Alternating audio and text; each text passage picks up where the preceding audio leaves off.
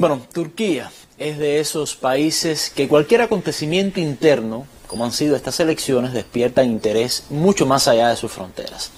No es necesario explicar el porqué, es obvio, es una nación que se ubica en el corazón del mundo, geográficamente hablando, y que ha ido tomando un rol cada vez más relevante en la política internacional.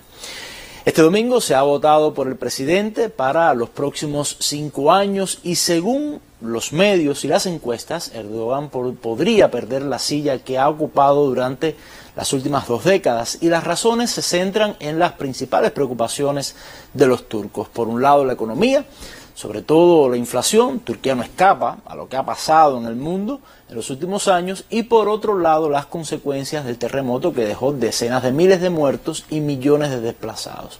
¿Qué sucede con esto? Bueno, además del descontento que esto provoca, el lugar donde ocurrió el sismo es, según los analistas, un bastión de Erdogan, y hay quienes estiman que 1 millón de personas podrían no haber asistido a las urnas allí.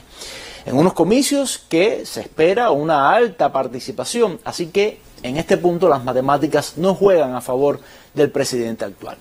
Ahora bien, más allá de los temas internos más importantes y de las propuestas de los diferentes contrincantes, hay una pregunta en el aire. ¿Qué podría cambiar en Turquía en cuanto a su política exterior?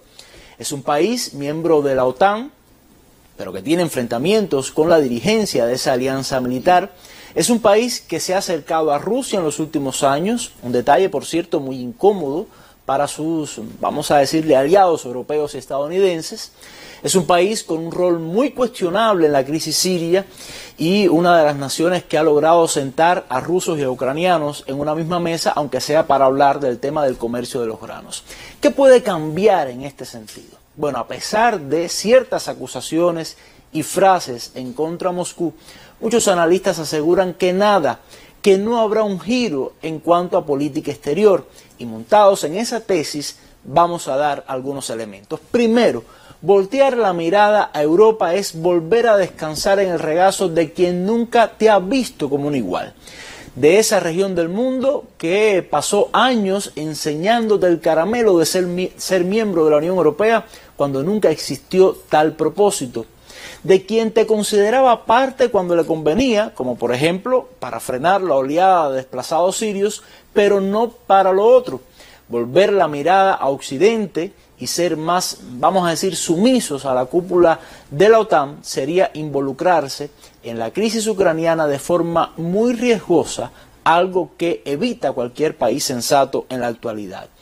¿Puede romper con Rusia? Estamos hablando de uno de sus principales socios comerciales, el principal suministrador de gas natural, uno de los más importantes mercados para el turismo turco, es el país que le construye sus primeras centrales nucleares y un socio para negocios muy rentables que están sobre la mesa.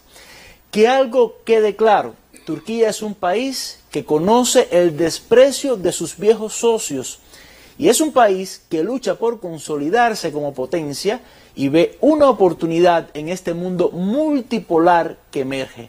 Siente que logrará ese estatus colocándose en el centro, extendiendo contactos hacia todos lados y defendiendo sus propios intereses por sobre todo.